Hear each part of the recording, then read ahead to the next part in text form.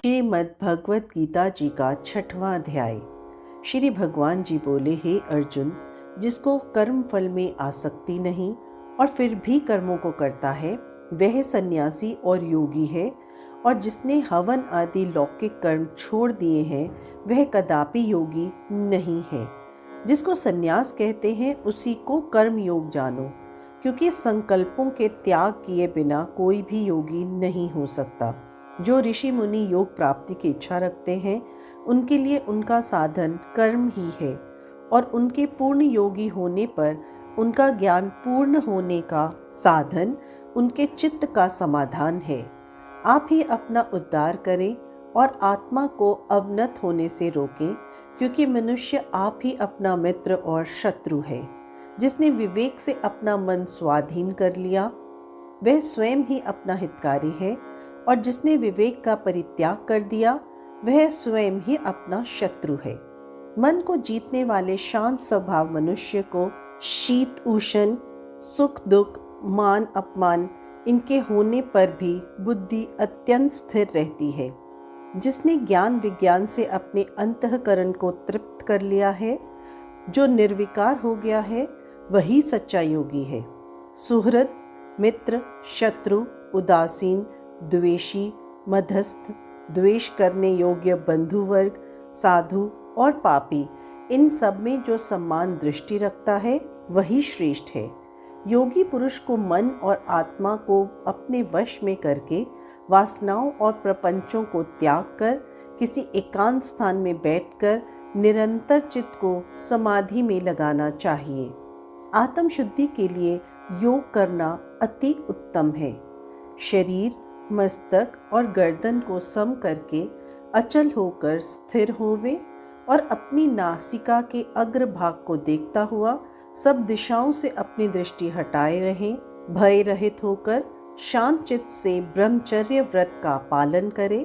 मन को रोककर मुझ में ही लीन होकर मन को योग में लगावे। इस प्रकार मन को वश में रखने वाले योगी को निरंतर योगाभ्यास करते हुए मुझ में समर्पित रहने वाले को निर्वाण पद की प्राप्ति होती है। जो अधिक भोजन करता है या अनेक दिन उपवास करता है, जो बहुत देर सोता या जागता रहता है, उसको योग प्राप्त नहीं होता। जो उपयुक्त आहार और विहार करता है तथा कर्मों का योग्य रीति से पालन करता है तथा जो यथासमय सोता और जागता है, योग ऐसे पुरुष का दुख मिटा देता है। तब संयम को प्राप्त हुआ चित्त अपनी आत्मा में स्थित हो जाता है और मन कामनाओं से निवृत्त हो जाता है। तभी योगी मोक्ष पद पाता है। जिस प्रकार वायु रहित स्थान में रखा हुआ दीपक चलायमान नहीं होता है, उसी प्रकार योगी अपने चित्त को निश्चल रखकर उसका संयम करता है और अंतःकरण की समाधि लगाता है। जिस अवस्था में योगाभ्यास के कारण चित्त का वेग रुककर विषयों से पृथक होने लगता है और जब शुद्ध अंतःकरण से आत्मा को देखकर आत्मा में ही संतुष्ट होता है, जिस अवस्था में वह अत्यंत सुख जो इंद्रियों द्वारा जाना नहीं जा सकता वरन केवल बुद्धि से ही जाना जा सकता है, और जब वह योगी अनुभव करता है तो आत्मा स्वरूप में स्थित हो उससे विचलित नहीं होता।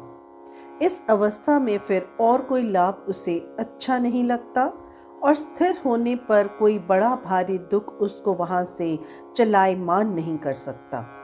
इस अवस्था को दुख संयोग वियोग कारक नामक योग जानना हो तो योग निर्विकल्प चित्त से निश्चय करके जानना चाहिए।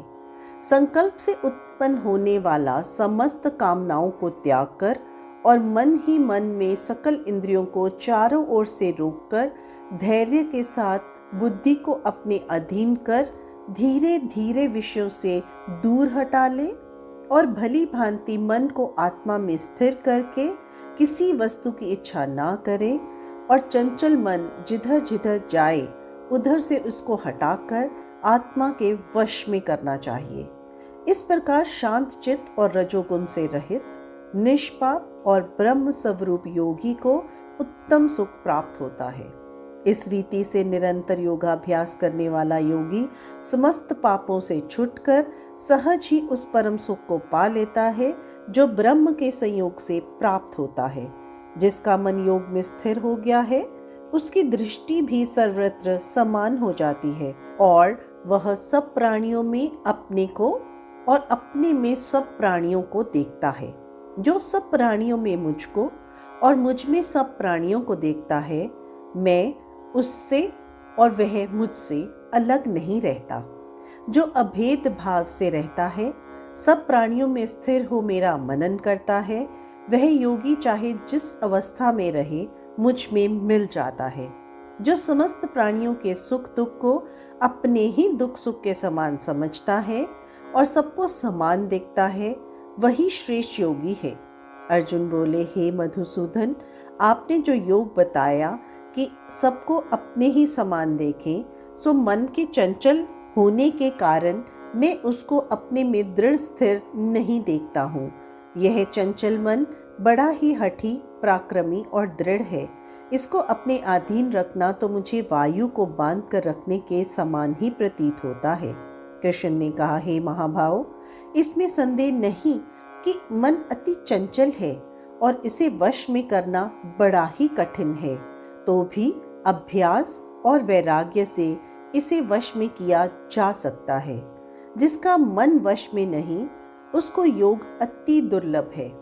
अर्जुन ने कहा, हे श्री कृष्ण, जिसमें श्रद्धा तो है पर योग प्राप्त करने में सफल नहीं हुआ है और जिसका चित्त योग से विचलित हो गया है, वह योग सिद्धि ना पाने से किस गति को प्राप्त होता है। श्री कृष्ण बोले, उसका यहाँ नाश नहीं होगा और परलोक में भी नहीं होगा, क्योंकि उत्तम कर्म करने वाले किसी मनुष्य की दुर्गति नहीं होती। योग में असफल मनुष्य बहुत दिनों तक पुण्यवानों को प्राप्त होने वाले लोकों में वास करता है और फिर वहां से किसी पवित्र और धनवान पुरुष के घर जन्म लेता है। यह योगियों के वंश में जन्म लेकर पूर्व जन्म के बुद्धि संस्कार अर्थात आत्मज्ञान को पाता है और उससे अधिक सिद्धि के लिए यत्न करता है। पूर्व जन्म में किए गए योगाभ्यास के बल में अनेक विघ्नों के पड़ने पर भी वह मोक्ष को प्राप्त होता है। योग की केवल इच्छा ही हो तो पुरुष ब्रह्म शब्द के पार जा पहुंचता है। जो बड़े परिश्रम और यत्न से योगाभ्यास करता है वह मोक्ष को पाता है।